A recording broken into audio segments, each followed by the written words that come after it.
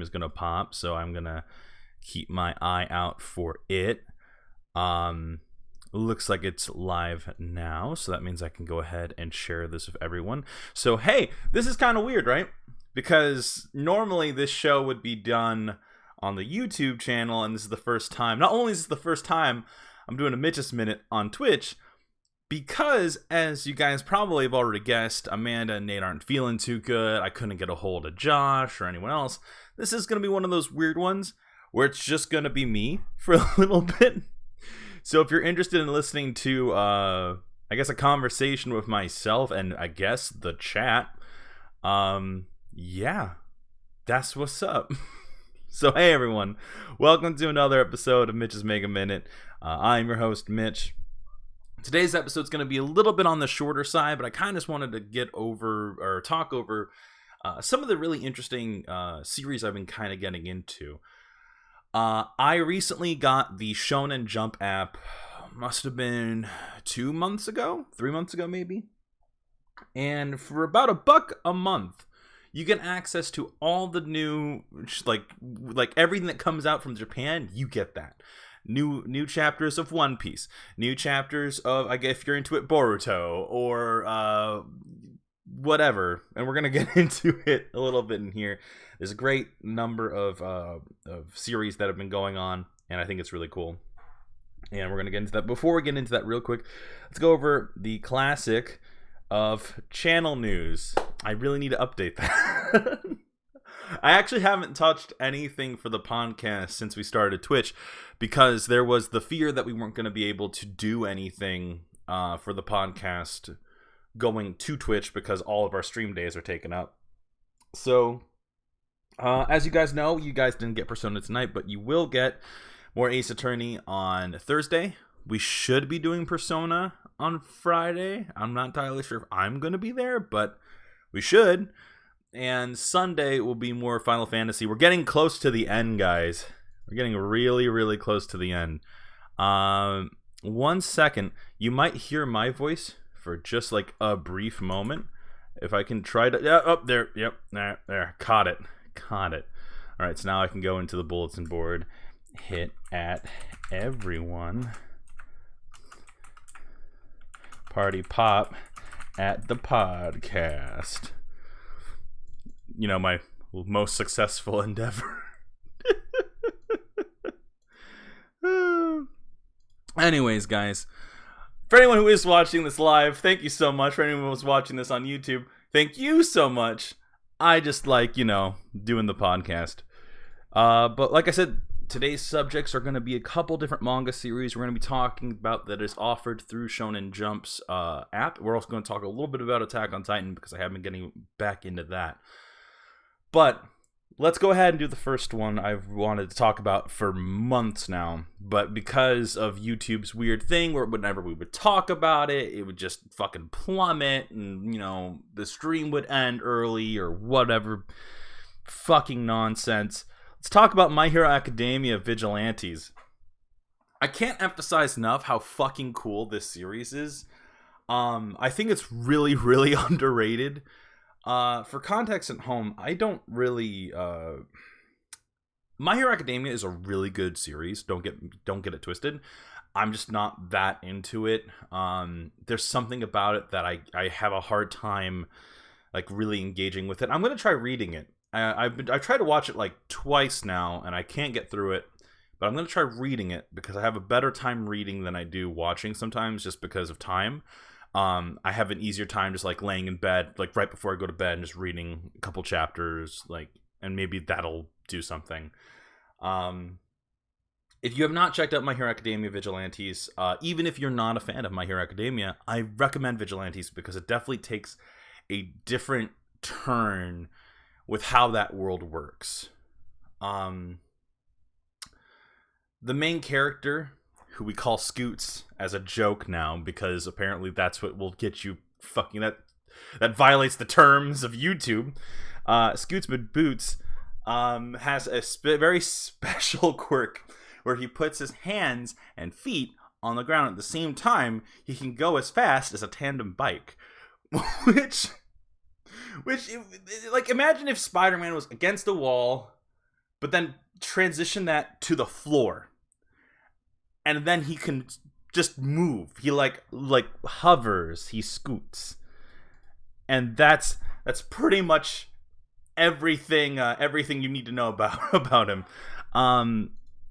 He essentially is a vigilante, which means he's a hero with no license.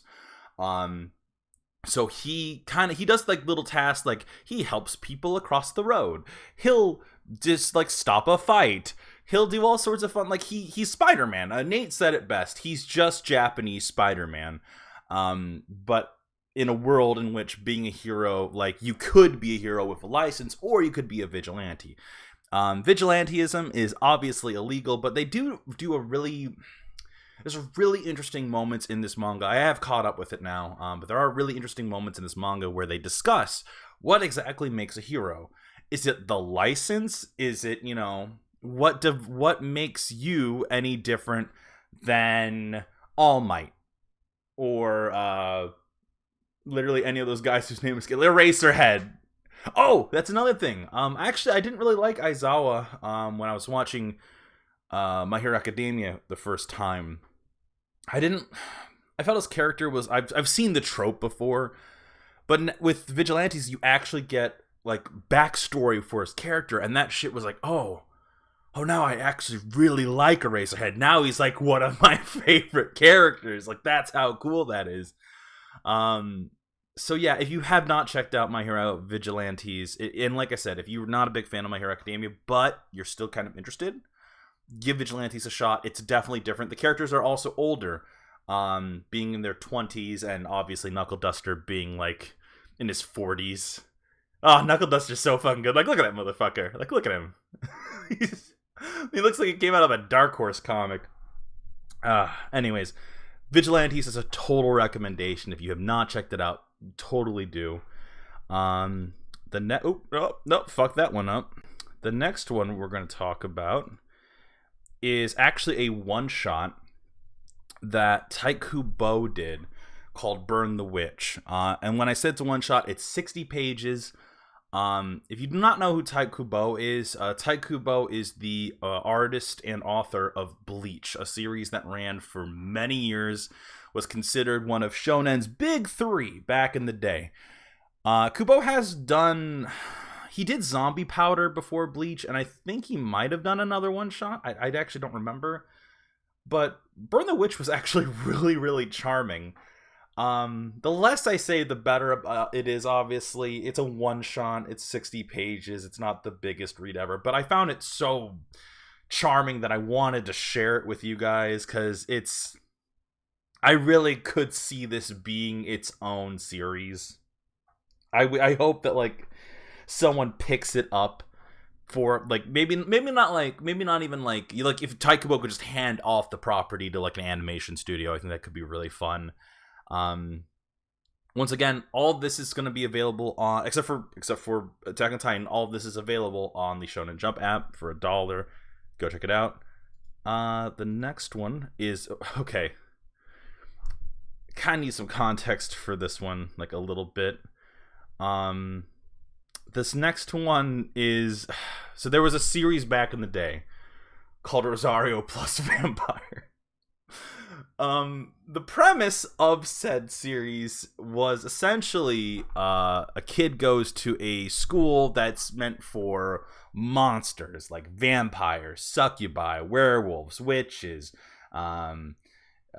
those frost maidens from Japanese folklore whose name escapes me right now, Yuki something. But the point is that that's his big piece of work, right? And maybe they made some other things, but this is the one that recently came out. It's called Ghost Reaper Girl. And while initially the art didn't really sell me on it, there's a couple things to know about it. One, the manga reads left to right, which is really, really jarring when you've spent like the last couple months reading exclusively right to left. It really fucked me up a little. But the biggest thing about Ghost Reaper Girl that I find really interesting is that the characters are older. So the main girl is in her late 20s, like 28, but she looks like she's 16. And obviously that is the joke. The joke of the series is that she looks like she's like 16, and that's it. There's tons of spooky supernatural stuff. It's only 2 chapters in right now, but I'm very curious to see how it goes, only because admittedly there are some things that are played up that are very comedic and very funny. She comes into contact with this spirit reaper who essentially is like, oh, there's evil spirits. You know the drill. Evil spirits are everywhere. Well, me and you have to make a contract. But then, like, there's something... Like, you can have the skeleton structure there, but it's the meat that made it interesting. So, yes, she's 28 years old, and she looks like she's 16, but she is also, you know, she's trying to be, like, a model actress thing. Like, she has an agent and everything. She's trying to get roles, and it's very hard for her because of how she looks. And then you have the Reaper character who, believe it or not, is a huge fan of all the weird things she's in. Like, it's like, oh, you were like the Spirit Slayer girl in that one movie. Oh, fuck yeah, you're the best. It reminds me a lot of the Lucifer relationship from the TV show Lucifer. But then, so he then, like, oh, we'll make the contract to beat the ghost together, and then they slap hands, and she goes into that outfit that you're currently seeing, and not to spoil something that's just fucking really stupid, but there was, like, I wouldn't have put this on this list if it wasn't for how charming and weird this one is. So she, like, holds the scythe up. She, like, looks admittedly pretty cool in her outfit. And she looks at the scythe, and the scythe has big cartoony eyes. And the way that it's drawn, it looks like the scythe is a nose, and then it bends in for a mouth. And it's the cool looking dude. He's like, oh, you look so cool. Oh my god, you're my favorite actress. And I can't tell you enough how fucking funny that is. Oh, it's so fucking silly. I love it so much. And that's the thing. I feel like a lot of times, you could have the most basic bitch premise, but if you could make me laugh, if you could like make me genuinely belly laugh like that. Like it was like 1 a.m. or 2 a.m, and I almost woke up taboo because I was laughing so hard because it was just so fucking stupid. Ghost Reaper Girl is a definite recommendation. I can't say that it's gonna get like crazy, but after reading the 2nd chapter, there are moments where I'm like, oh, so if as long as they keep this aged up kind of gimmick where the character is older, so you know they live by themselves, you have like there's a fun joke where a monster knocks over like her horror movie collection. It's very quirky and charming and very different, and that's what's keeping me invested in that one. Give it a shot. Maybe you'll see what I see, maybe you won't, but like I do think that there is some interesting things that are happening where it's enough where I'm gonna probably keep reading it, but if you pull some of that shit that I know he has pulled, I'm done. You're on thin ice, Aikisa Saki, whatever. We're not going to talk too much about this one for too long, but I have been reading Attack on Titan. This one actually isn't available through Shonen Jump. This is available through Comixology, which is Amazon's current thing for I think it's like $5 or $6. You get access to a lot of current comics and stuff. I'm not a big fan of how they set it up, unfortunately, just because the system that they have. So essentially what it is you borrow up to 50 books, and by borrowing them, it downloads to your mobile device, in this case my tablet or your phone, and then you can read it through there. And while it just doesn't feel as nice as a library that's available to you, because it is very much the library functionality, right? So like you are borrowing a book. It's just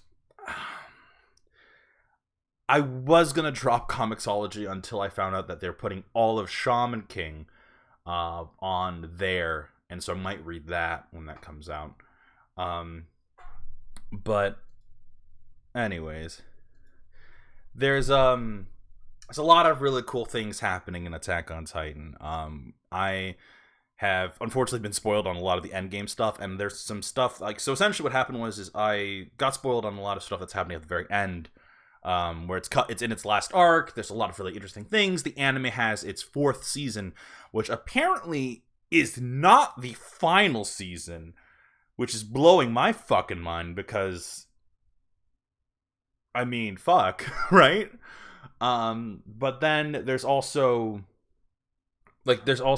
tons of stuff that you can do in between. There's like, it's a whole thing. But the point is, the manga is doing really interesting things right now for where I'm at. I will update you more at a later date once I'm fully caught up and I could talk a little bit more about it. But I wanted to say real quick that Attack on Titan is really interesting right now. I played the second game. I downloaded it for the Switch recently.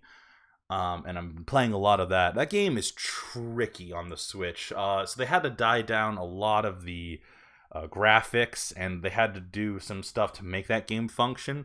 Sometimes that game chugs. I'm used to playing the original on the PS4. So, but, you know, what can you do? It's on the Switch. It's cool. It's portable. Anyways, this next one I'm actually really, really excited to talk about. Because Josh actually, so here's the deal. Josh and I have this thing where I don't necessarily trust everything I get from Josh. Sometimes it's really interesting, sometimes it's not. But this one was a fucking fireball. I'm caught up to this one. This one is called Chainsaw Man.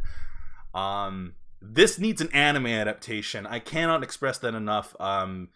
It is weirdly gory, weirdly violent, weirdly, like, very clever.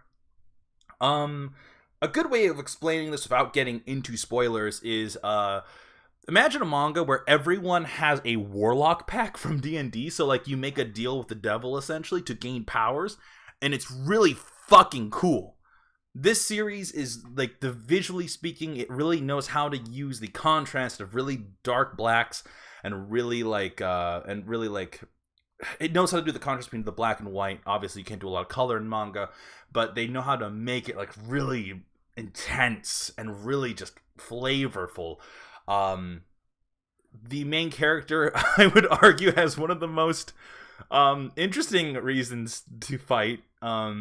He really, really is enamored with this girl who I really think is interesting. I don't want to say too much about Chainsaw Man because I do feel like I don't want to get into it because I feel like by getting into it, I spoil some of the magic that's there. When I got into this originally, I didn't know jack shit about Chainsaw Man. And that's what made it fucking great. Now, that's the problem with a lot of these podcast shows that I do, is a lot of times I have to say, hey, I can't tell you about it, but it's really cool. Like, give it a shot. All I'll say is this, is they do demon contracts perfectly. I can't tell you how many times, especially because I do a lot of Dungeons and Dragons, players will come and talk to me about their contracts with characters or with demons or whatever, but they don't really offer anything in return. And that's kind of the thing that I really don't like about that specific setup. And I've talked about it before on different podcasts, and I don't want to get too much into D&D. I'd rather just talk about Chainsaw Man. They do such an interesting way of like, oh, I will give this up. Oh, demon, I wish to have amazing powers. I will give you 2 years of my life. Oh, demon, I will give you my sight. I will give you my left arm. I will give you all of me for one cool fucking sick shit combo. It is so right there. It's right where I need it. Because it also does something that I really like with that show. Like, I'm surprised this is on Shonen Jump and not a Seinen series. Because the amount a character will just fucking flop and they're gone. It's done. Oh, so good. So fucking good. Oh. If you have not checked out Chainsaw Man, please do. Out of all the series I'm reading, this is the one that I'm going to recommend to everyone. And I have recommended to everyone. Also, I'm sorry if I'm not checking the chat as much as I am. Mrs. Smile says, how are the female characters? That's what I'm always worried about in shonen manga series. I actually really like them. I think that's actually probably one of my biggest complaints about the next one we're going to talk about, is unfortunately just due to the nature of shonen manga, where it is supposed to be for like teenagers and like kids, or like young men and stuff, and it's not seinen series, which I think can sometimes arguably be better or worse depending. I think that like the female characters in this particular series fucking rock it. I actually really like the way that they treat the female characters in this series.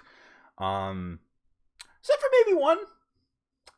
for maybe one. Maybe one. But that's it.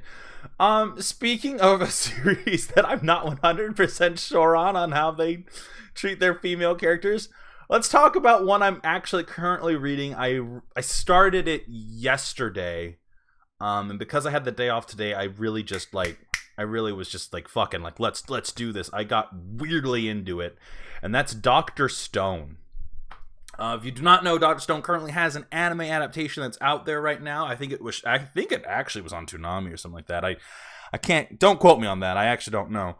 But I've been reading a shit ton of Dr. Stone.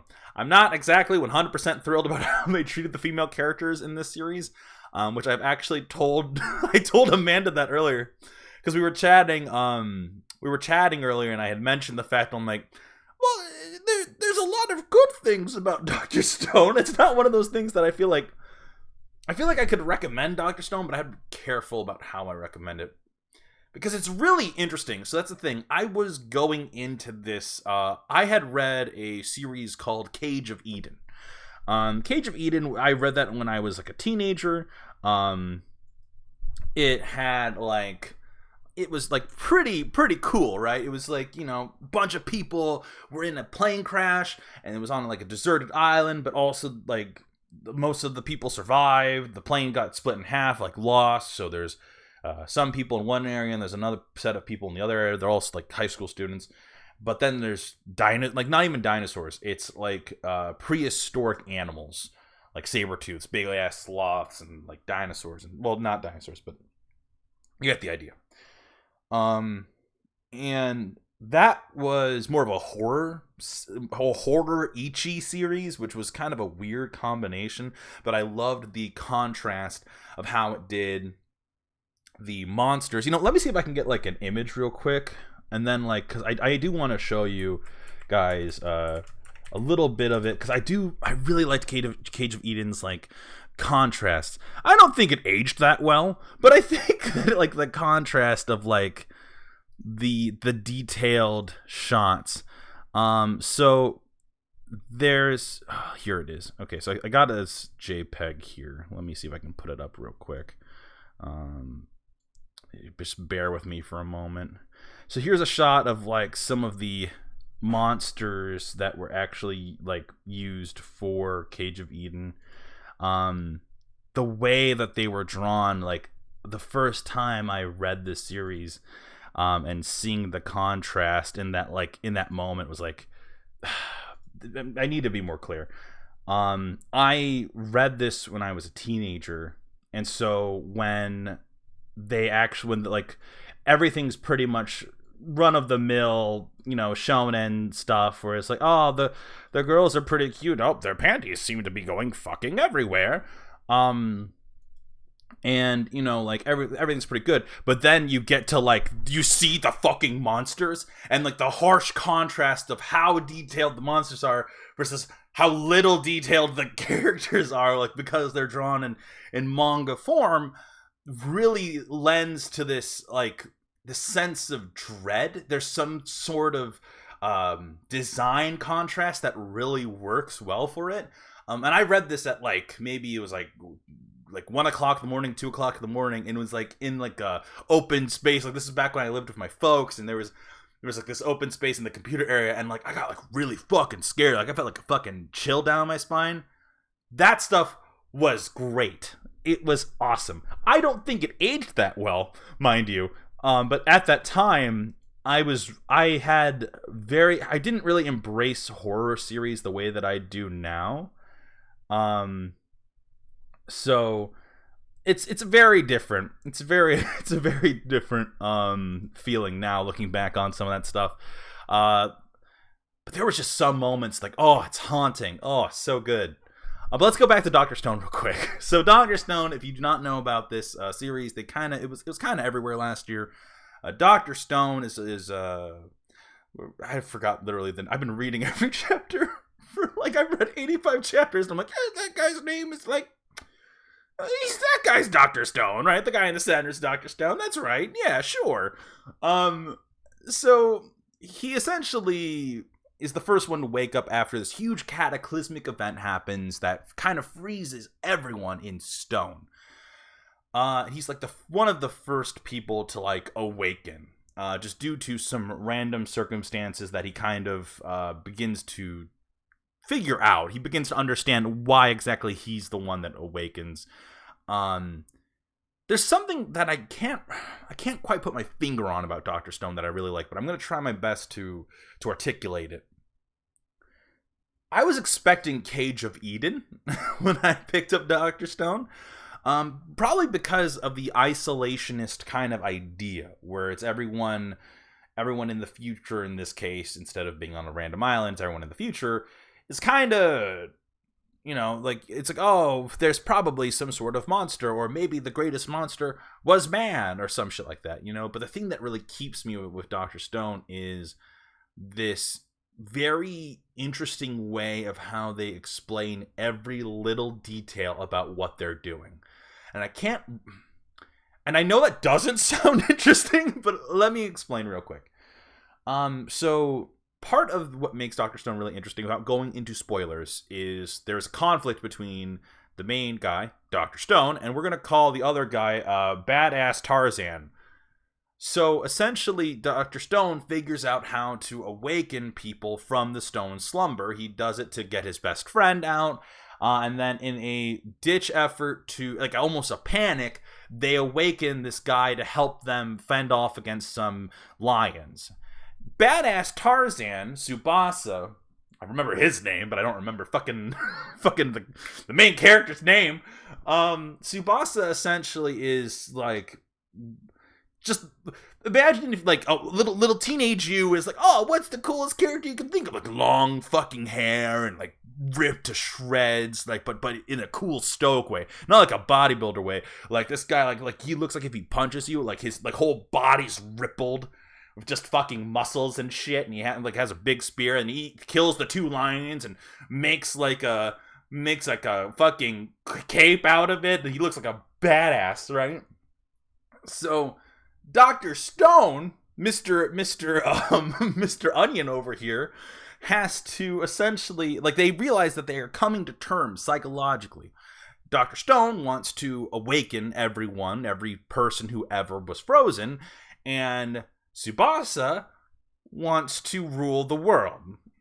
He essentially claims that, hey, the world wasn't perfect. Why? We're given a chance here to reset the world. Also, I'm strong enough to break stone with my bare fucking hands. So I'm just going to start killing people. Essentially, I'm going to break their stone bodies before you can repair them, because I feel like I could become the ruler in a new Tarzan-based world. Dr. Stone doesn't have anything to do with that, or doesn't want anything to do with that, so he decides to do a lot of really interesting things to beat Badass Tarzan. And that is essentially the premise of the manga. It's really, really just interesting and really far out and cool, and it's hard to explain what makes it so interesting without having to painstakingly show you. But I think I'll use a quick example. So in the first couple chapters of the manga, Dr. Stone needs to figure out how he can intimidate Badass Tarzan. So he's like, okay, look, we have the resources, right? We could make gunpowder. And if we make gunpowder, that guy's going to be fucking scared, because guns, no matter how ripped you are, a bullet will pierce you. Like, that's essentially the logic. And so they painstakingly go through every process needed to get it. Like, they go through every little step. So that's what makes it so satisfying when you watch Dr. Stone actually fucking develop something. There's a whole thing where he develops, like, penicillin. There's a whole thing where he has to, like, develop it's so weird to talk about this, because it's like, oh yeah, he makes a light bulb and it's badass, but it is, in that moment, it's really, really cool, because it takes him like 2 months to make a bunch of them, and then he hangs them around a tree and it's like, oh, it's Christmas, or some shit like that. And it's weirdly cool to see this guy succeed in a world where essentially there is no technology. And watching him develop his traits, develop his toolkit to fight against Tsubasa is really satisfying. There is a really great feeling. There's a moment where a girl is like pinned under a tree, right? And it's like, oh fuck, I'm not strong enough, but you know who is strong enough? My friend, the pulley system. And then he like fucking makes a bunch of pulleys, lifts on it, and the whole tree comes up. And it's really satisfying to watch like someone just beat the odds through science, through experimentation, through practical use of his talent. And then convincing, mind you, like, because that's another thing, he has to convince people that, oh, he's not like a fucking sorcerer. So, like, you know, and he meets someone who's also kind of meddling with this, and he's sitting there and he's explaining the process.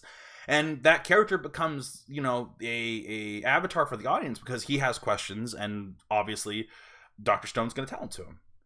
The manga is really interesting in that sense. It's incredibly satisfying watching like the victories that happen, the development of all the tools, and then the best part is as you continue, he applies the previous thing to the next thing.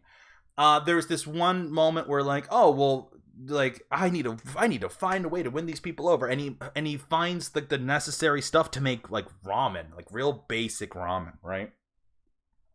And then he's like, oh, and then like from there, he's like, well, what if you guys had the power to cook things in your home instead of in this giant open fire? Here's a stove. And then he takes the stove and then applies it to fucking an engine. And then he makes that engine into a car. And then he makes the car into a tank. And it's every little thing is really interesting to watch. Watching him get from point A to point B is fan-fucking-tastic.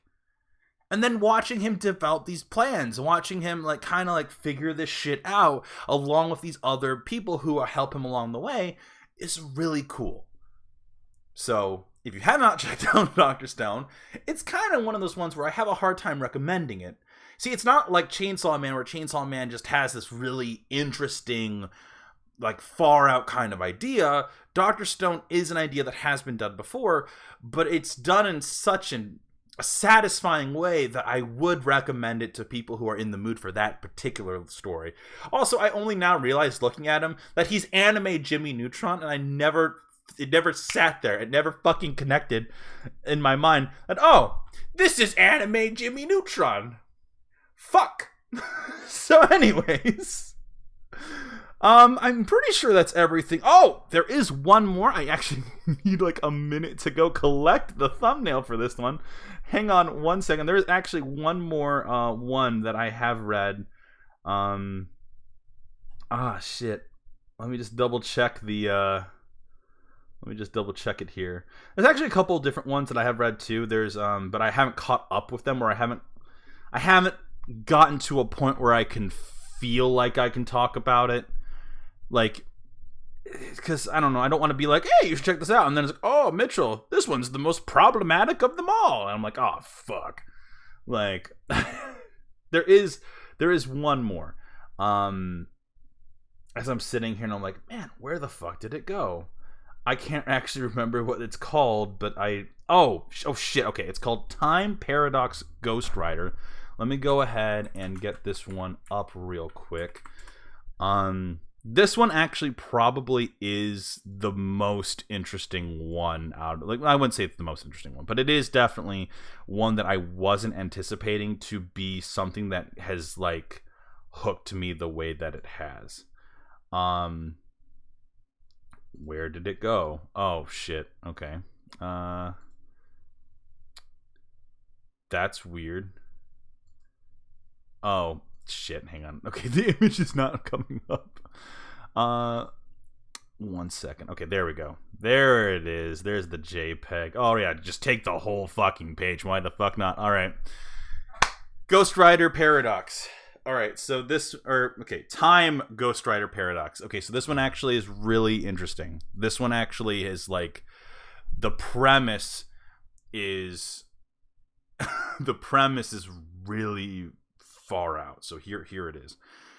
This guy is a mangaka, right? He's trying to be a mangaka. So if you've seen series like Bakuman, you kind of get the idea of what's going on, right? This guy is struggling, and the big part of why it doesn't seem like he can ever get published is because it doesn't feel like his work has any heart in it. There's just something missing, something that would make it unique, something that would take it over the top. Well, one day he comes home and he realizes that his whole microwave is a fucking mess, right? He tried to put something in the microwave, he pushes the button, it fucking melts, it becomes the fucking Eldritch Horror you see on the right there, and then all of a sudden, a Shonen Jump from the future is in the microwave. And already I'm thinking, holy shit, we've got some fucking Steins Gate vibes. That's fucking cool, right? He starts reading it and he realizes that there's this one manga about a white knight, and he starts reading and he's like, holy shit, this is fucking cool. This is fucking far out. I'm gonna take this.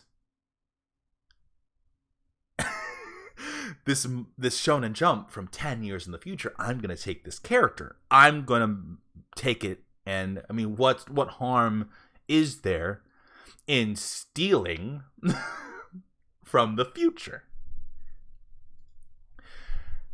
So he creates the series, the White Knight series, claims it's his, and then and everyone's like, oh my god, there's so much. Oh my god, where have you been hiding this, right? Where have you been hiding this, bro? And he's like, oh, well, but he's obviously conflicted about this, right? On one hand, it's really good to be praised, right? But on the other hand, kind of stole it, So he has like this weird moment of the whole series is about this weird conflicting emotion. And guess this, the girl on the left is the actual mangaka who sees this in Shonen Jump and mind you, this is 10 years in the 10 years in the future she makes this, and she's like, wait, this is my character. These are my OCs. What are they doing in Shonen Jump? And it goes from there, and it's admittedly, the premise is 1,000 times more interesting than what actually happens in the manga. It is only 10 chapters so far, and it was starting to lose me, admittedly. But I'm gonna kind of spoil something that happens in the 10th chapter, that kind of goes from where this is. He gets a Shonen Jump, and the Shonen Jump, there is no chapter for the manga because the mangaka died. So that opens up the fucking what happened, holy shit. And so now all of a sudden the series about plagiarism is about, oh god, what do we do? It's Steins Gate. Oh, I'm getting into Steins Gate, and it's so good. The minute that cracks, the minute that opens up, it's like, oh my god, now there's so much potential to be something really cool. Already, so that's the thing. There was a couple of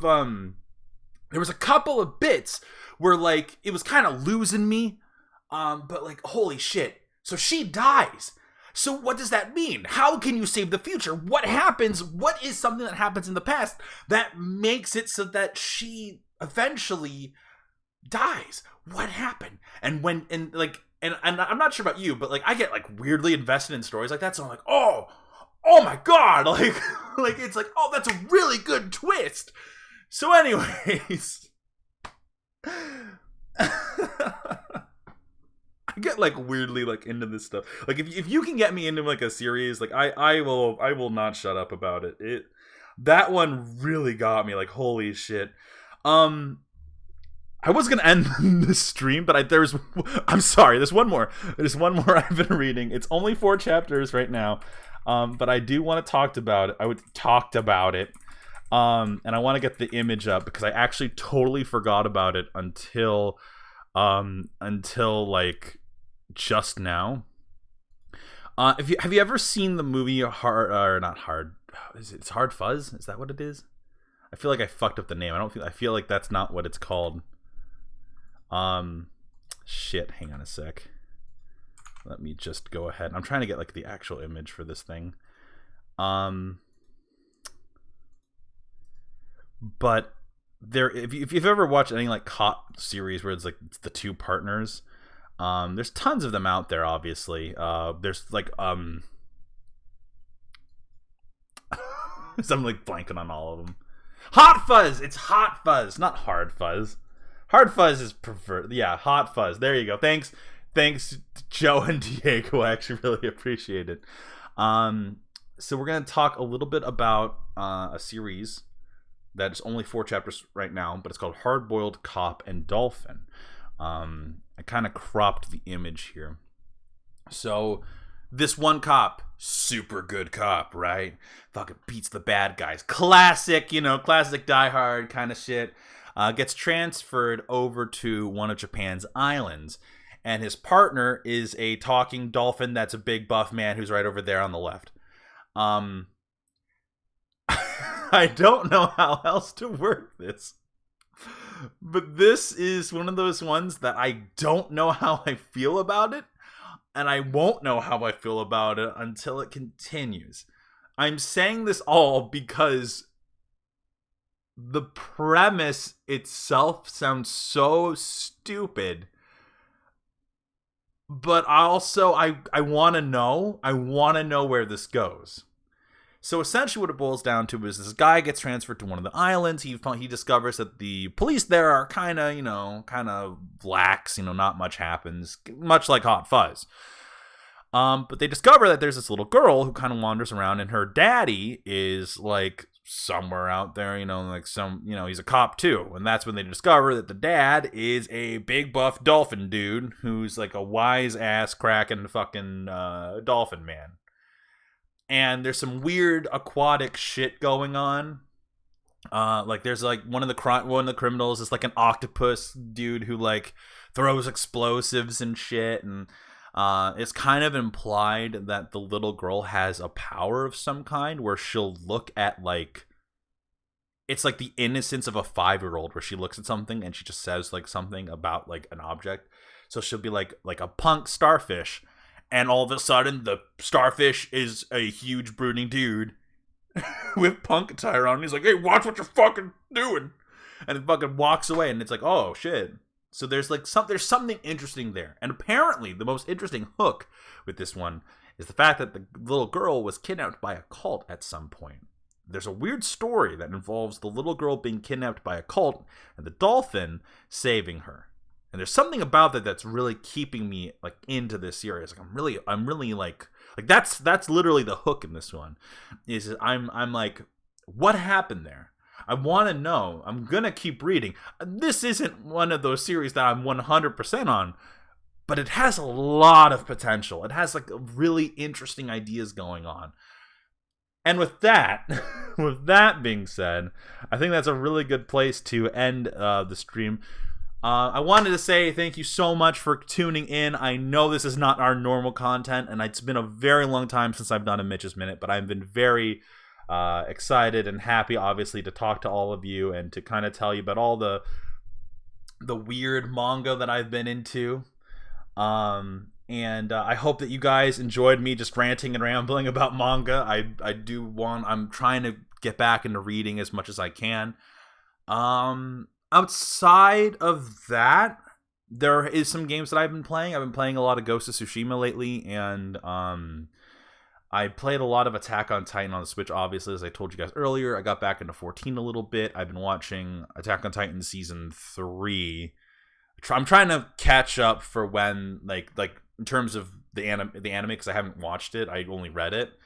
So I'm trying to catch up for when that pops in the fall, because a friend of mine is really into it, and I thought it would be fun to watch alongside. I can't think of anything else besides that. Oh, I picked up Tokyo Mirage Sessions, and I was thinking about popping that in, but I thought that could be more fun if we did it together, because I haven't played that game in a while, and I'm like, fuck it.